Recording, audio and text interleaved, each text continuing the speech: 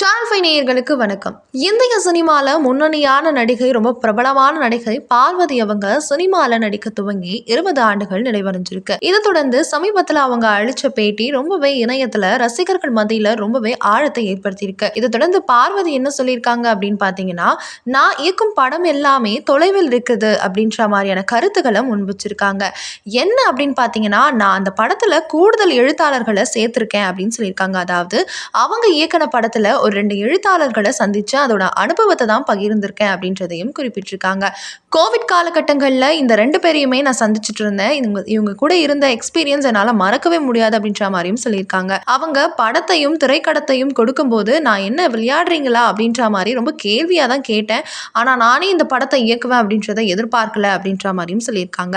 இதை தொடர்ந்து நீங்க படித்தால் உங்களுக்கே புரியும் அப்படின்றதையும் சொல்லியிருக்காங்க. அதாவது நீங்க படத்தை பார்த்தீங்க அப்படின்னா கண்டிப்பா உங்களுக்கே புரியும் அப்படின்றத தான் அவங்க சுத்தி வளைச்சு சொல்லியிருக்கதாகவும் சொல்லியிருக்காங்க.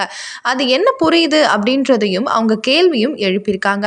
இது தொடர்ந்து இதனை வடிவமைக்கும் வேலைகளின் காரணமாக தான் கடந்த 5 ஆண்டுகளாக அதிக படங்களில் நடிக்காம போனதுக்கான ரீசன் அப்படின்னு சொல்லியிருக்காங்க. அதாவது இந்த படத்தை இயக்கிறதுக்காக மட்டுமே தான் 5 வருஷமா நான் எந்த படமும் கமிட்மெண்ட் கொடுக்கல அப்படின்றதையும் பார்வதி அவர்கள் சொல்லியிருக்காங்க. இதை பத்தி என்ன நினைக்கிறீங்க அப்படின்றத மறக்காம கமெண்ட் பண்ணுங்க.